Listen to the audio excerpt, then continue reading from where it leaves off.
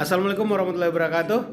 Nama Azwar Dinsa, NIM P2A222033, Prodi Magister Manajemen Pendidikan, mata kuliah Kebijakan Pendidikan.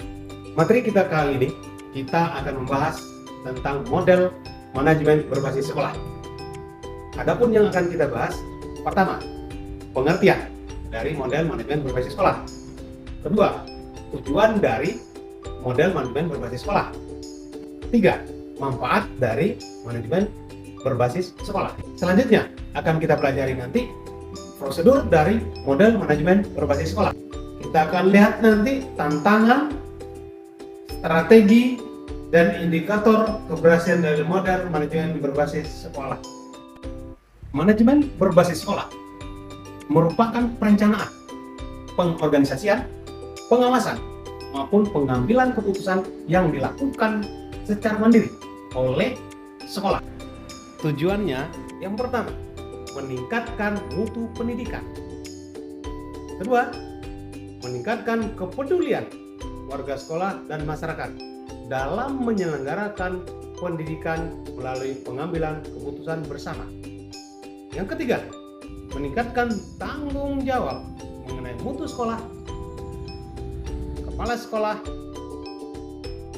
orang tua, masyarakat, dan pemerintah. Yang keempat, meningkatkan kapasitas antar sekolah untuk mencapai mutu pendidikan yang diharapkan. Yang kelima, menghasilkan lulusan yang sesuai dengan kebutuhan satuan pendidikan dengan memberdayakan potensi sekolah yang ada. Manfaat dari model manajemen berbasis sekolah. Pertama, kesempatan bagi sekolah untuk bertumbuh, memaksimalkan kekuatan sumber daya, memberikan model demokrasi, proses kerja tim yang makin erat, mengembangkan keterampilan kepemimpinan, staf dengan kondisi kepemimpinan yang individu. Tujuan organisasi yang jelas, meningkatkan komunikasi, dan meningkatkan semangat kerja staf maupun karyawan. Manfaat selanjutnya, mendukung kreativitas dan inovasi para staf, guru, karyawan, menyediakan penyeimbang terhadap birokrasi, organisasi. Tidak kalah pentingnya dalam meningkatkan kepercayaan publik terhadap sekolah, meningkatkan akuntabilitas finansial di mana anggota staf akan lebih seksama dalam mengelola sumber daya yang mereka kontrol sendiri. Terakhir, membangun komitmen masyarakat dan dengan demikian memungkinkan komunikasi komunitas sekolah yang lebih luas untuk lebih terlibat dalam kehidupan sekolah. Selanjutnya, prosedur pelaksanaan manajemen berbasis sekolah. Kita mulai dari tahap pertama, perencanaan. Tahap kedua, pengorganisasian. Tahap ketiga, pelaksanaan. Dan tahap keempat adalah pengawasan.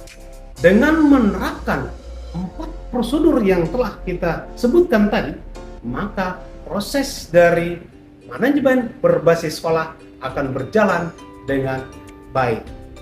Dalam pelaksanaan manajemen berbasis sekolah ataupun model manajemen berbasis sekolah, pasti akan ada tantangan-tantangan yang akan kita hadapi. Pertama, kurangnya pelatihan penataan untuk mengadopsi manajemen berbasis sekolah. Inovasi manajemen berbasis sekolah dibangun tanpa ada perencanaan yang jelas dan jadwal yang pasti. Kurangnya aplikatif desain model manajemen berbasis sekolah yang dibuat. Terakhir, pihak yang terlibat tidak mau tahu dengan perubahan yang ada. Untuk menjawab tantangan tadi, ada beberapa strategi yang harus kita laksanakan.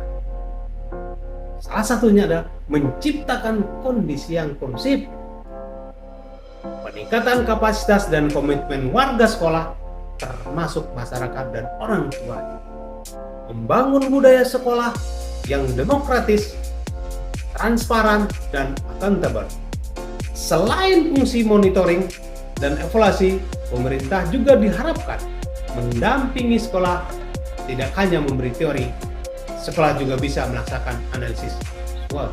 Di samping itu, sekolah harus otonomi. 2. Peran masyarakat dalam pembiayaan dan pengambilan keputusan. Dan yang paling penting adalah seorang pemimpin yang kuat dan semua pihak memahami perannya masing-masing. Transparansi dan akuntabilitas.